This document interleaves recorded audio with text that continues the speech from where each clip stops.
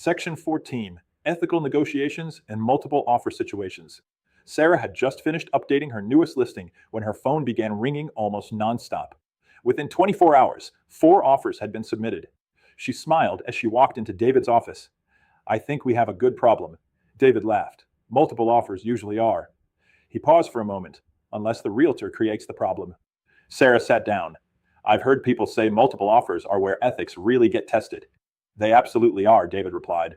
He explained that competitive markets often create pressure on everyone involved. Buyers want an advantage. Sellers want the best terms. Realtors want to serve their clients while keeping the transaction moving. "The challenge," David said, "is making ethical decisions when emotions are high." He opened the Realtor Code of Ethics to Article 1. This article reminds us that we protect and promote our clients' interests while treating all parties honestly. He then pointed to AAC R428-1101. Arizona requires exactly the same thing. Protect your client's lawful interests. Deal fairly with everyone. Imagine you're representing the seller of a home in Gilbert. After one day on the market, you've received 5 offers. One buyer's agent calls and asks, "Can you tell me exactly what the highest offer is? My buyer is willing to beat it." What would you do? Here's where many agents get into trouble.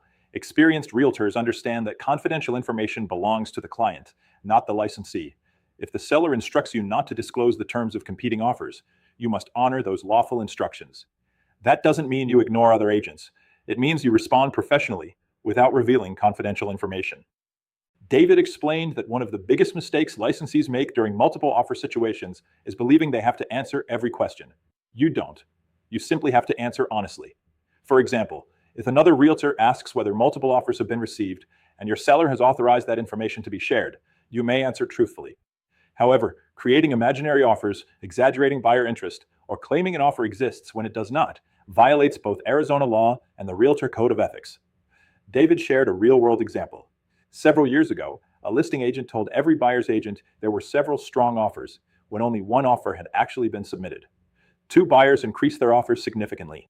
After closing, one of the cooperating agents learned the truth and filed an ethics complaint.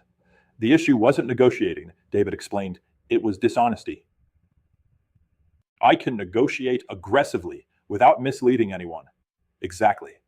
David also reminded Sarah that AAC R428-1102 requires offers and counteroffers to be presented promptly unless the seller provides written instructions stating otherwise.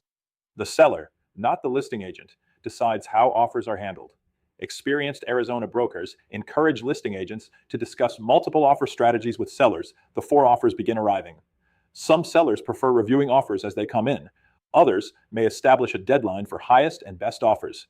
Neither approach is automatically right or wrong. The important thing is that the seller understands the options and directs how the offers will be handled.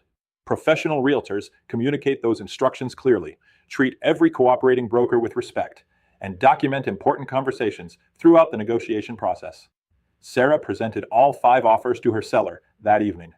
She reviewed each one objectively, explaining the strengths and weaknesses of the price, financing, contingencies, closing timeline, and concessions.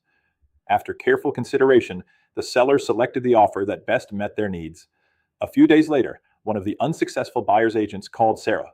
"My clients didn't get the house," he said, "but I wanted to thank you for how professionally you handled the process." Sarah smiled after hanging up. David looked over. That's what ethical negotiations look like.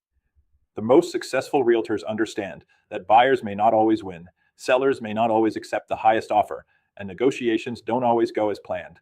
But every party should leave the transaction knowing they were treated honestly, fairly, and professionally. Those are the realtors who earn referrals, build lasting professional relationships, and strengthen the public's confidence in the real estate profession. Online discussion. 1. Why is honesty especially important during multiple offer negotiations? Answer. Multiple offer situations often create pressure and strong emotions. Honest communication helps maintain consumer confidence, protects the integrity of the transaction, and reduces the likelihood of ethics complaints or legal disputes. Realtors can negotiate effectively while remaining truthful and protecting confidential information. 2. Imagine another realtor asks you to disclose the exact terms of a competing offer. How should you respond? Answer. I would follow my seller's lawful instructions regarding confidentiality. If my seller has not authorized disclosure, I would politely explain that I cannot share confidential information while continuing to communicate professionally and honestly throughout the negotiation process. 3. Why should listing agents discuss multiple offer strategies with sellers before offers begin arriving? Discussing strategies in advance helps sellers understand their options and establish clear expectations before emotions and time pressures increase. It also helps the listing agent communicate consistently with cooperating brokers and manage the negotiation process professionally.